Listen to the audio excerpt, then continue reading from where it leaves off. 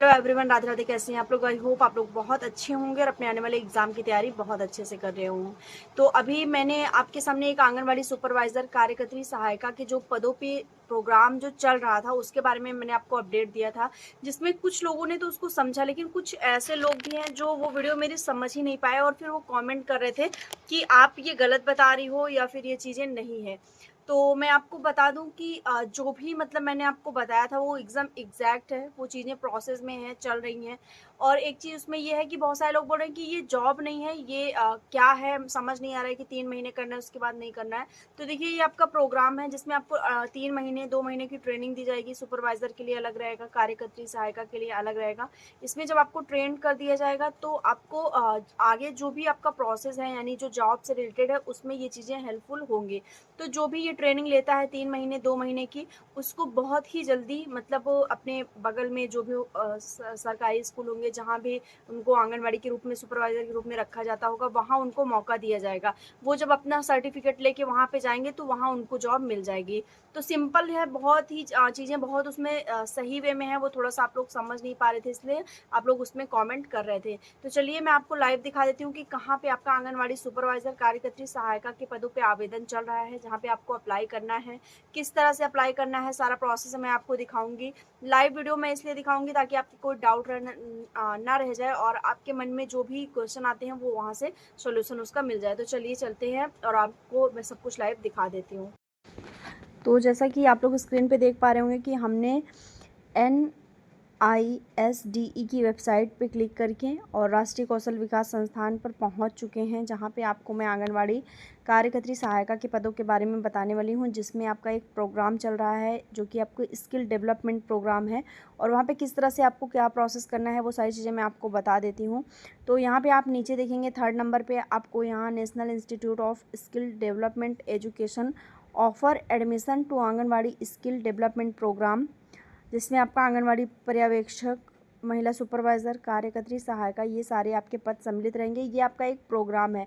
इस प्रोग्राम में अगर आप शामिल होते हैं, आपको फाइनली आप इसका जो टाइम लिमिट है उसमें, टाइम ड्यूरेशन है उसमें आप वर्क करते हैं, प्रोग्राम में सीखते हैं, ट्रेनिंग लेते हैं, तो फिर आपको बहुत ही जल्द अपने ही निजी पास में जो केंद्र है उसमें आपको जॉब मिल जाएगी। ठीक है, तो ये चीज़ें आप श्योर रहिए। बाकी ये प्रोग्राम आपका 10/4/2025 से स्टार्ट हुआ था और 14/6/2025 तक ये प्रोग्राम आपका चलने वाला है। यहाँ पे हम देखेंगे तो यहाँ क्लिक हियर पे आपको क्लिक करके फॉर्म अप्लाई करना होता है और एडवर्टाइजमेंट पे आपको देखना होता है कि कहाँ आपका ये पोस्ट चल रहा है और क्या कुछ इसमें दिशा निर्देश है, क्या कैसे आपको प्रोसेस करना है, सब चीज़ें इसमें लिखी रहती हैं। तो हम यहाँ टाइप कर देते हैं व्यू एडवर्टाइजमेंट पे और यहाँ पे आप देखेंगे तो आपके सामने आंगनवाड़ी पर्यवेक्षक का पद आ गया है, जिसमें आपका कार्यकर्त्री सहायिका और सुपरवाइज़र तीनों पद शामिल हैं। इसमें इसमें आपको 3 तरह के पद देखने को मिल रहे हैं, जिसमें आपको देखेंगे तो यहाँ आपको प्रारंभिक तिथि, अंतिम तिथि, शुल्क जमा करने की तिथि, सब कुछ मेंशन है। प्रारंभिक तिथि मैंने आपको बताया कि 10/4/2025 से आपका फॉर्म अप्लाई होना स्टार्ट हो रहा है और 14/6 इसकी लास्ट डेट है। आपकी लास्ट डेट जो है वो 14/6 इसमें रखी गई है। ठीक है, और स्टार्टिंग आपकी डेट मैंने आपको बता दिया है कि स्टार्टिंग आपकी 10/4/2025 से हो रही है। फिर नीचे देखते हैं इसमें शैक्षिक योग्यता, तो आपका जो भी आंगनवाड़ी सुपरवाइज़र का है, आंगनवाड़ी कार्यकर्त्री का है और आंगनवाड़ी सहायिका, तीनों में आपकी शैक्षिक योग्यता अलग अलग है। सुपरवाइज़र के लिए स्नातक पास होना चाहिए, यानी आपने ग्रेजुएशन अगर किया है तो आप सुपरवाइज़र के लिए अप्लाई कर सकते हैं। कार्यकर्त्री के लिए आपका 12th होना ज़रूरी है और सहायिका के लिए आपने 10वीं पास किया हो तो आप इसमें अप्लाई कर सकते हैं। एज भी आपकी अलग अलग है। आपका सुपरवाइज़र के लिए 18 से 37 साल है, सहायक कार्यकर्त्री के लिए 17 से 35 साल है और सहायिका के लिए 17 से 35 साल है। ठीक है, अब बात करते हैं कि ये ट्रेनिंग या जो प्रोग्राम इसको हम बोलें वो कितने दिन तक चलेगा। तो ये आपका लगभग 3 महीने तक चलेगा। ठीक है, सुपरवाइज़र का आपका 3 महीने के लिए आपको ट्रेन किया जाएगा और आपका जो सहायिका है उसमें आपको 2 महीने के लिए ट्रेन किया जाएगा। जो आपका कार्यकर्त्री है उसमें भी आपको 2 महीने के लिए ट्रेन किया जाएगा। ट्रेन मतलब आप समझते हैं कि जब भी आंगनवाड़ी की कोई वैकेंसी आती है तो उसमें वो लोग आपका एग्ज़ाम करवाते हैं, प्रोसेस करवाने के बाद वो आपको ट्रेनिंग देते हैं 2 से 3 महीने की, फिर आपको काम पे वो रखते हैं, मतलब अपना काम वो करवाते हैं। लेकिन ये जो आपका वेबसाइट है या जो ये आपकी जो ऑफ़र है, ये एक प्रोग्राम स्किल है जिसमें आपको कोई पहले आपकी वैकेंसी नहीं आ रही है, लेकिन ये आपसे ये प्रोग्राम करवा के ये ट्रेंड आपको कर दे रहे हैं। पॉसिबिलिटी है कि आने वाले डेज़ में जब भी ये वैकेंसी आती है तो उसमें आपको ये चीज़ ज़रूर से ज़रूर मांगेंगे कि क्या आपके पास सर्टिफिकेट है या नहीं है, ठीक है। तो इसलिए ये करना बहुत ही ज़्यादा इम्पॉर्टेंट हो जाता है। फिर इसमें जो भी आपको फॉर्म भरने के जो भी दिशा निर्देश हैं वो सारी चीज़ें यहाँ पे लिखी हैं, डॉक्यूमेंट्स वगैरह यहाँ पे लिखे हैं। आपको ईज़िली ये सारी चीज़ें पढ़ लेनी है। ईमेल आईडी आपकी वैध होनी चाहिए, पहचान पत्र होना चाहिए, शैक्षिक योग्यता प्रमाण पत्र, सिम कार्ड वाला मोबाइल नंबर, फ़ोटोग्राफ, हस्ताक्षर, ये सारी चीज़ें आपको होनी है। इसमें आपके पास अगर है तो आप इसमें अप्लाई कर सकते हैं। नेक्स्ट फिर आपको जब रजिस्ट्रेशन करेंगे और आपके पास ओटीपी आएगी, आपको फिल कर देना है, लॉगिन कर लेना है। लॉगिन करने के बाद आपको हस्ताक्षर, फ़ोटो, फ़ीस सब कुछ अपलोड कर देना है। जो जो उसमें स्टेप बाय स्टेप आता जाएगा आपको अपलोड करना है। कुछ भी इसमें सीखने की आवश्यकता नहीं है, सब कुछ इसमें लिखा रहेगा, बस आपको फिल करते आगे बढ़ना है, ठीक है। आपको बहुत ही केयरफुली फिल करना है और आगे बढ़ जाना है। और ये सब एडिट करने के बाद आपका कंप्लीट हो जाएगा वेरिफिकेशन और आप इसमें अप्लाई करके अपना प्रोसेस कंप्लीट कर सकते हैं। अब बात कर लेते हैं इसमें फ़ीस की। तो देखिए, जो आपके सुपरवाइज़र की फ़ीस है वो आपकी 500 रुपये है। जनरल की फ़ीस और ईडब्ल्यूएस की फ़ीस, जो भी मतलब यूआर कैंडिडेट हैं और ईडब्ल्यूएस हैं उनकी 500 है तीनों की। सुपरवाइज़र की, कार्यकर्त्री की, सहायिका की, तीनों की 500 है। ओबीसी एससी एसटी में, ओबीसी का भी आपका 500, एससी एसटी में आपका 400 रुपये रखा गया है। एससी एसटी वालों की फ़ीस 100 रुपये कम है। तो एससी एसटी वाले तीनों मतलब तीनों भी पद में किसी के लिए भी अप्लाई करते हैं तो आपको 400 रुपये 500 रुपये आपका निर्धारित किया गया है।